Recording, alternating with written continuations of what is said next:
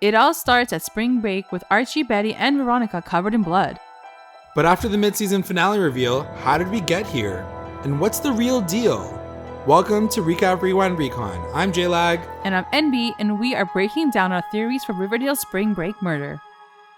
Before we even get into our theories, we've taken each flash forward to date and stitched them into what we think is the timeline. Jughead is missing. Archie finds Jughead's body with Betty standing over him with a bloody rock. He's dead. They discard all remnants of bloody clothing. We'll wash off the blood in the swimming hole. After tonight. Jughead's dead body at the coroner's office.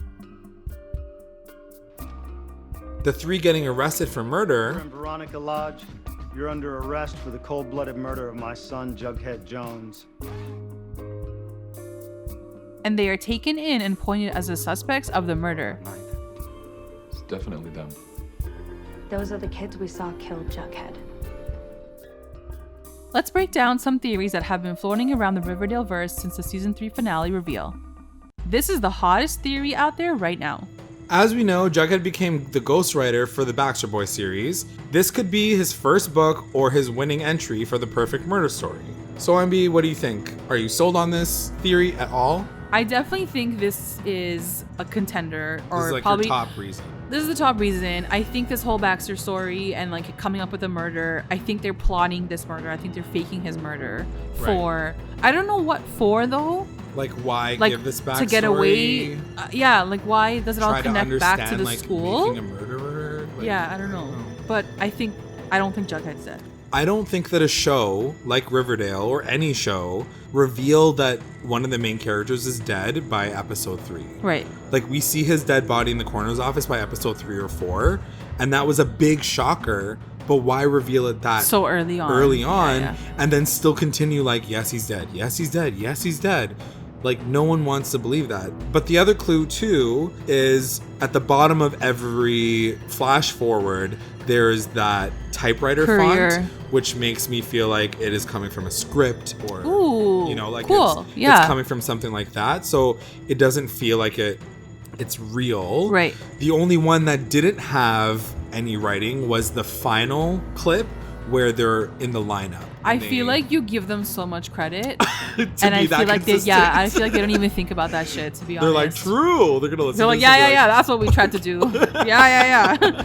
To your point, I do think that this is the hottest contender. I think everybody's kind of thinking this. Number one, because like largely the whole fandom is going to be up in arms if Jughead actually does die. But I don't know. I don't know if I'm 100% sold on this theory. While some of the scenes are well acted, some of them seem like really, really off. You're under arrest for the cold-blooded murder of my son, Jughead Jones. Huh? So one of the other theories that we may have is that it may be a fake murder.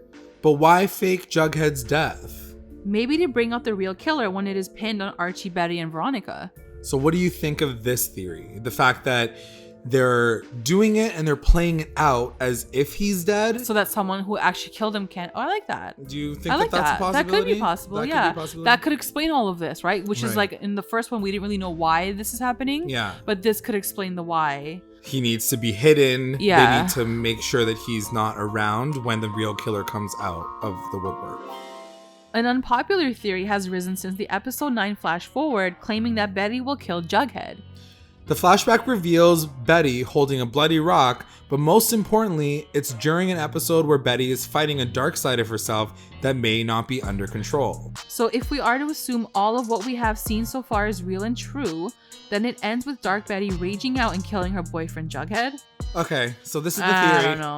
You're really not buying this one. This is why I don't buy it. It's because I don't think they would ever give that to Betty. Like, and people would BUGHEAD. Hate Betty. Yeah. You know what I mean? Like, they just wouldn't do that to one character. That's not fair to Betty. Unless it's really talking about like mental health and that's too far. This is a show for teenagers. That's way too far. Like you killed You killed your boyfriend.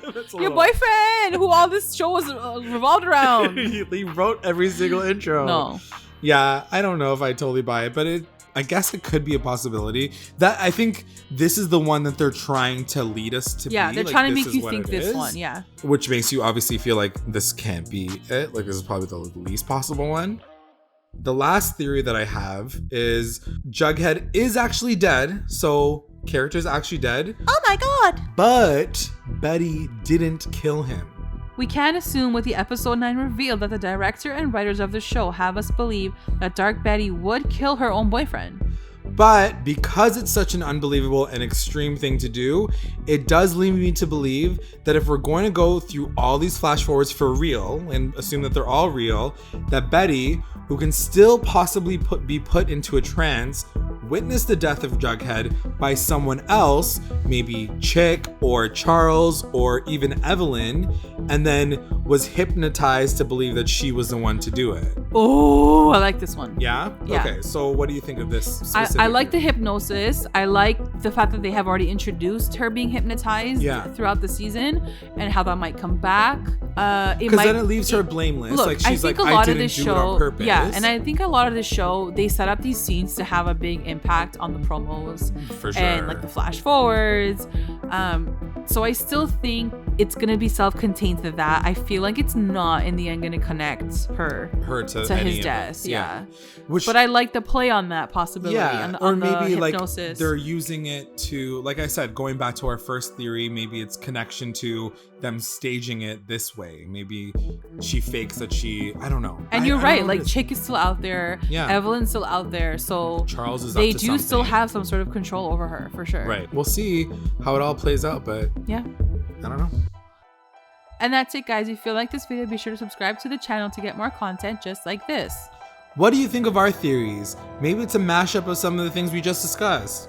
Do you have any of your own that you'd like to share? Comment below. Thanks for watching. Bye. Bye.